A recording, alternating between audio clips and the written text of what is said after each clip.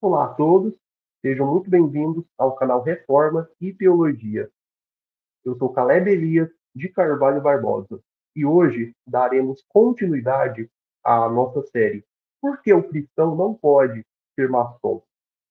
Neste segundo vídeo, vamos tratar de um ponto fundamental, as incompatibilidades teológicas entre a fé cristã e a maçonaria. Bem, a maçonaria afirma ser compatível com todas as religiões e frequentemente tenta se apresentar como uma plataforma neutra de fraternidade, caridade e ética universal. No entanto, quando analisamos suas crenças, rituais e fundamentos doutrinários à luz da Escritura, percebemos que essa pretensa neutralidade esconde profundas contradições com a fé cristã e bíblica. O cristianismo bíblico afirma a soberania absoluta do Deus triuno, a centralidade exclusiva de Jesus Cristo, como único mediador entre Deus e os homens, e a Escritura como a autoridade suprema e suficiente para a vida e piedade. Em contraste, a maçonaria ensina uma espiritualidade sincretista, admite qualquer concepção de grande arquiteto do universo, desde que não seja exclusivamente o Deus da Bíblia, e promove um caminho de iluminação esotérica baseado em méritos e conhecimento oculto. Neste vídeo, vamos analisar detalhadamente algumas dessas incompatibilidades teológicas fundamentais, mostrando por que um cristão fiel às Escrituras não pode se manter em comunhão com uma ordem que nega, na prática e na doutrina, os fundamentos da fé cristã. Bom, um dos elementos centrais da maçonaria é o conceito do grande arquiteto do universo, né? Tal do Gadu, né? O termo Gadu. Aparentemente neutro e inofensível, esse título é apresentado como uma referência genérica à divindade suprema, permitindo que pessoas de diferentes religiões, cristãos, judeus, muçulmanos, hindus e até mesmo deístas ou esoteristas possam participar das lojas sem o compromisso de adorar o Deus da Bíblia. Porém, essa neutralidade é, na verdade, uma negação do Deus verdadeiro, revelado nas Escrituras, e uma guerra declarada contra Cristo. A fé cristã é fundamentada na revelação de um Deus pessoal, triuno, Pai, Filho e Espírito Santo, o único Deus verdadeiro. Qualquer tentativa de substituir essa revelação por uma figura genérica e impessoal é uma forma de idolatria e rebelião contra a revelação divina. O primeiro mandamento é claro: não terás outros deuses diante de mim. Êxodo 23. Ao prestar juramento a um grande arquiteto indefinido, o maçom dito cristão viola esse mandamento diretamente, pois está reconhecendo um conceito de divindade que nega ou relativiza o Deus triuno revelado nas Escrituras. Jesus, antes de ascender ao céu, deu uma ordem clara aos seus discípulos. Portanto, ide, fazei discípulos de todas as nações, batizando-os em nome do Pai, e do Filho e do Espírito Santo. Mateus 28, 19. A fé cristã é, por definição, trinitária. Não há espaço legítimo para um sincretismo que permita que Deus seja confundido com qualquer outro conceito transcendente ou espiritual. O Deus que salva é o Deus Trino, revelado em Jesus Cristo. Na maçonaria, o juramento a esse grande arquiteto é exigido como parte essencial da iniciação e das progressões nos graus. E com isso se estabelece uma nova base de fé, um novo fundamento religioso, distinto da revelação bíblica. Isso representa uma séria incompatibilidade com a fé cristã, pois ninguém pode servir a dois senhores. Mateus 6:24.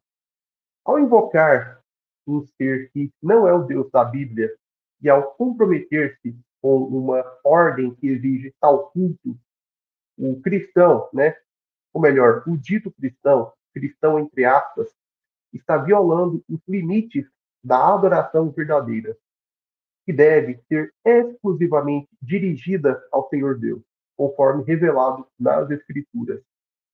Uma das características mais marcantes da maçonaria é o seu apelo ao relativismo religioso. Em suas lojas, é estritamente proibido afirmar a exclusividade de qualquer religião como verdadeira. Todas as crenças são colocadas no mesmo patamar, e o compromisso é com a tolerância e a fraternidade universal, não com a verdade revelada. O nome de Jesus Cristo é, em muitos ritos e reuniões, deliberadamente omitido, ou, quando mencionado, reduzido a um mero mestre moral entre tantos outros. Isso, porém, fere profundamente o âmago da fé cristã. A fé cristã afirma a exclusividade de Cristo como o único caminho de salvação, a única verdade absoluta e a única vida verdadeira. Jesus não deixou espaço para relativismos religiosos quando declarou: Eu sou o caminho e a verdade e a vida. Ninguém vem ao Pai senão por mim. João 14:6. Não se trata de uma entre muitas opções espirituais. Trata-se da única verdade que salva. Alguém, ao se submeter ao ambiente da loja maçônica, se vê obrigado a negar ou relativizar essa exclusividade, já que a maçonaria considera ofensiva qualquer afirmação de superioridade de uma fé sobre outra. Isso é totalmente incompatível com a natureza da missão cristã, que é proclamar a verdade absoluta do Evangelho ao mundo perdido. O apóstolo Pedro reafirma essa exclusividade ao declarar diante do Sinédrio: E não há salvação em nenhum outro, porque abaixo do céu não existe nenhum outro nome dado entre os homens pelo qual importa que sejamos salvos. Atos 4:12. Ao admitir o pluralismo religioso como base para a convivência espiritual dentro da maçonaria, o cristão compromete o testemunho do evangelho e se torna cúmplice de uma mentira diabólica, a de que todos os caminhos levam a Deus. Essa é, na verdade, a religião do homem, a religião de Babel, onde Deus é redefinido conforme a conveniência humana e Cristo é descartado como absoluto.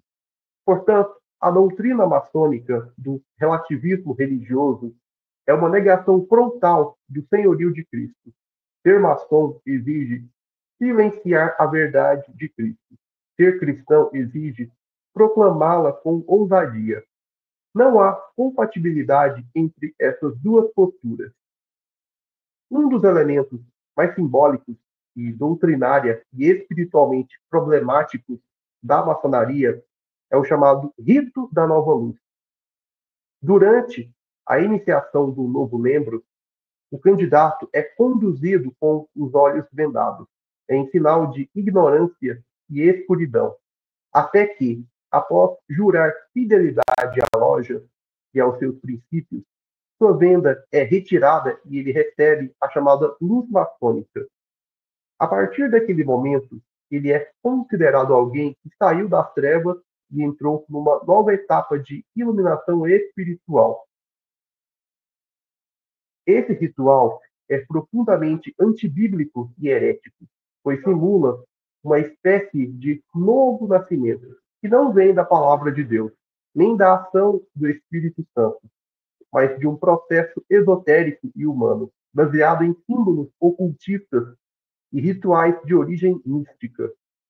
A Bíblia, no entanto, ensina que só há uma verdadeira regeneração, aquela operada soberanamente por Deus, mediante o poder do Espírito Santo, pela instrumentalidade da palavra e centrada na fé em Cristo. Como está escrito, ele nos salvou, não por obras de justiça praticadas por nós, mas segundo sua misericórdia, mediante o lavar regenerador e renovador do Espírito Santo. Tito 3,5. E também, porque Deus, que disse, das trevas resplandecerá a luz. Ele mesmo brilhou em nossos corações, para a iluminação do conhecimento da glória de Deus, na face de Cristo. 2 Coríntios 4,6. A maçonaria, ao prometer luz por meio de seus rituais, nega a suficiência da revelação bíblica e substitui o novo nascimento genuíno por uma caricatura pagã. É um falso evangelho, um falso rito de iniciação que pretende conceder iluminação sem Cristo e sem a cruz. Essa nova luz não é luz alguma, mas apenas a continuidade das trevas, pois fora de Cristo só a cegueira é espiritual. João 1, 4 a 5, Efésios 5, 8. A verdadeira regeneração não é alcançada por graus, nem por obras ou ritos, mas unicamente pela graça de Deus. A conversão bíblica é um milagre, não uma cerimônia secreta. É o poder de Deus, e não a tradição maçônica que transforma o pecador em nova criatura. Portanto, o rito maçônico de Nova Luz é não apenas incompatível, mas um simulacro blasfemo da regeneração cristã e deve ser rejeitado por todos aqueles que amam a verdade do Evangelho. Bom, o terceiro mandamento da lei de Deus estabelece: não tomarás o nome do Senhor teu Deus em vão, porque o Senhor não terá por inocente o que tomar o seu nome em vão.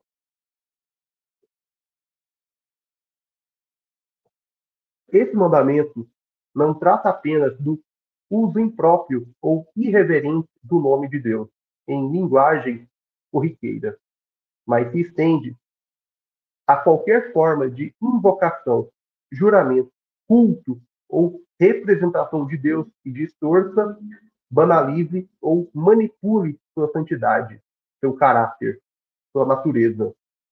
E é exatamente isso que ocorre nos ritos maçônicos, uma blasfêmia velada, oculta sob simbolismos e linguagem espiritualizada. Na maçonaria, os iniciados são frequentemente levados a fazer juramentos solenes perante um grande arquiteto do universo, uma entidade ambígua que não é o Deus revelado nas Escrituras,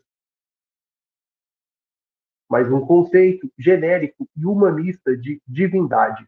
Mesmo quando nomes como Jeová são utilizados, eles são sincretizados com outros nomes pagãos ou reinterpretados de forma esotérica, como se fossem energias ou símbolos universais, e não a referência pessoal e revelacional ao Deus triuno.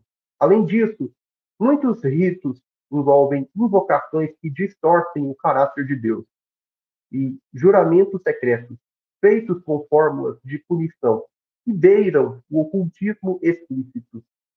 O nome de Deus é frequentemente manipulado e instrumentalizado para dar peso a compromissos que estão em desacordo com a sua palavra. Isso configura uma violação direta e grave do terceiro mandamento.